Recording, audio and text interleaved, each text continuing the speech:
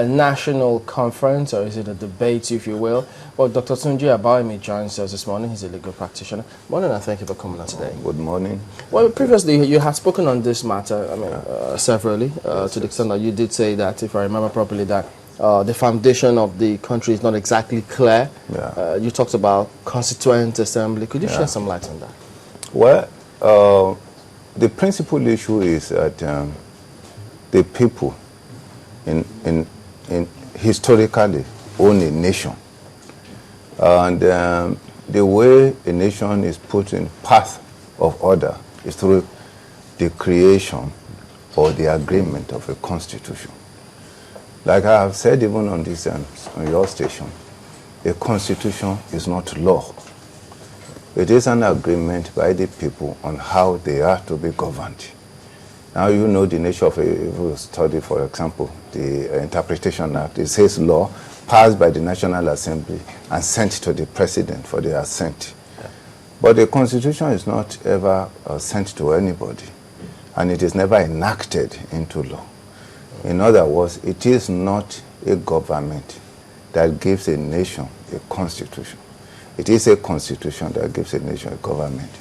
If we look at the journey of our nation, from 1946 Richardson Constitution to 1999 Constitution, our nation has had over 10 constitutions. The constitutions under colonial government were basically controlled by, you can say all those constitutions are actually controlled by one single man. Under the colonial government, it was by the secretary, the colonial secretary and governor general. Usually they are invited to London and they come up with, and they are largely protective of the interests of the British. Under the military government, it's just, a decree. In fact, in the whole world, it is our constitution alone that is called Decree 24 of 1999. And if we look at that constitution, it really asserts the right to citizenship. Because if you don't mind, I just read something from you. Every Nigerian should clearly be concerned, because it says here, it says, whereas the military set up transition government, whereas military in front of the economy inaugurated something, the constitution debate something. After it says, whereas all other apparatus of government, the presidency, Senate, National Assembly, local government, all of that had been constituted. And it now went ahead, and then now, therefore, the federal military government hereby decrees as follows. There shall be for Nigeria a constitution which shall be set out in the schedule to this decree. The constitution set out in the schedule to this decree shall come into force on 29th day of 1999. You will recall that 29th day is the last day after all governments have been constituted. And then it said, this decree shall be cited as the Constitution of Federal Republic of Nigeria. Now, there are two issues here that is important for the citizens of Nigeria to understand. The first thing is that the very foundation of the making of that constitution is illegal. When the military came into power, it invested on itself the power to make law for peace, order, and good government. And in other words, it took over the legislative authority invested in the National Assembly, not the power to make a constitution. The National Assembly has never had the power to make a constitution.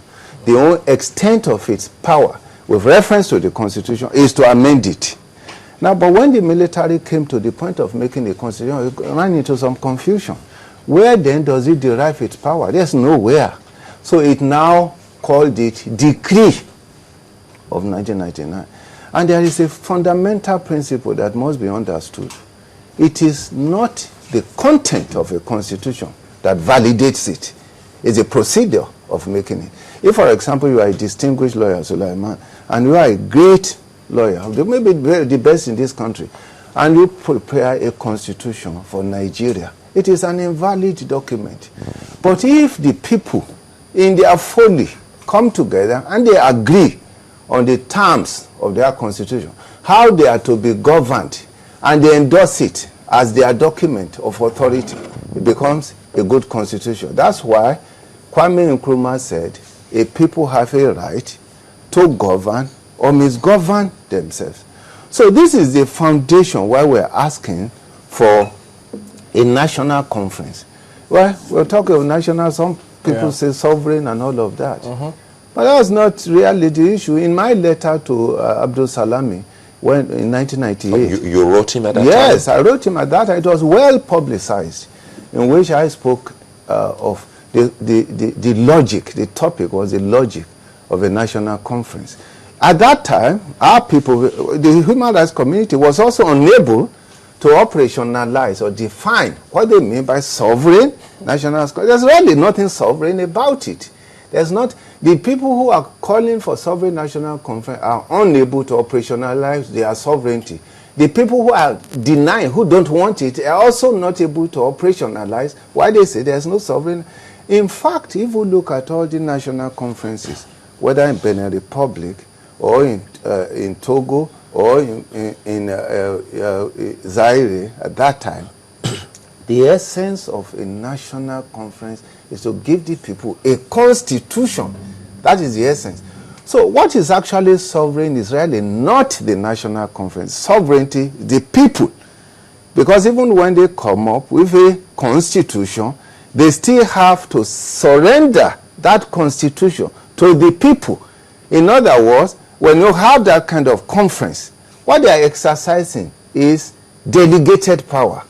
They are just agents. So the sovereignty lies with the people. The sovereignty, whether you call the conference whether you call it not. sovereign or you call it unsovereign, whatever, sovereignty belongs to the people, because the people merely delegated their power to them, come up with a document on our behalf for the purposes of government over us. That is the whole essence. So when they talk of sovereignty or sovereign, that's not the issue. The issue is that when you have a conference as agents of the people, exercising delegated power of the people. In other words, the conference would also be the Constituent Assembly. Is that what it is? They're one and the same thing? Yeah, whether you call it Constituent Assembly is a nomenclature. You can call it Constitutional Convention. You can call it National Conference. You can call it Constituent Assembly. The only problem with the military, they call it Constituent Assembly. It confuses it really. Ideally, it is actually a constitutional convention. America, for example, calls it Constitutional Convention. South Africa calls it a different name. Various nations call it different But names. isn't the name important? I mean, you're talking about a national conference. Some people just think a national conference is somewhere for us to just go. It's a talk shop. We'll sit and talk. Well, that's what we must avoid.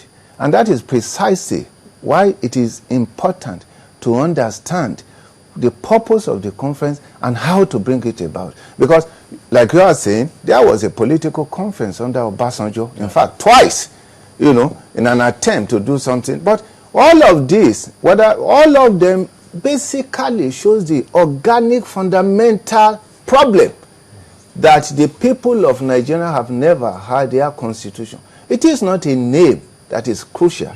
It is the purpose. But the problem we have now, and I address the Senate Constitutional Amendment Committee in Mina, and I told them the issue really is not all this issue of amendment.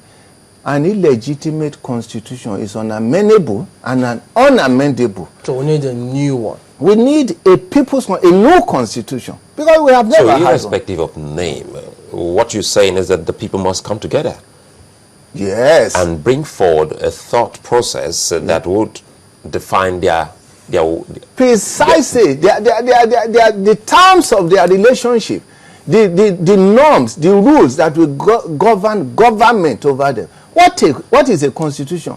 A constitution is the agreement amongst the people to constitute government over themselves. It is we, the people, against a government we set to manage our own affairs according to our wish. So, Dr. Abayomi, in other words, all of the so-called amendments were amending what's not legal. Well, you will see that they are in total confusion. If you look at the Constitution itself, the process of amendment does not require. They have spent almost 10 billion on it. You don't even need to spend 10 million, even 1 million on it. But because there is confusion, and they really don't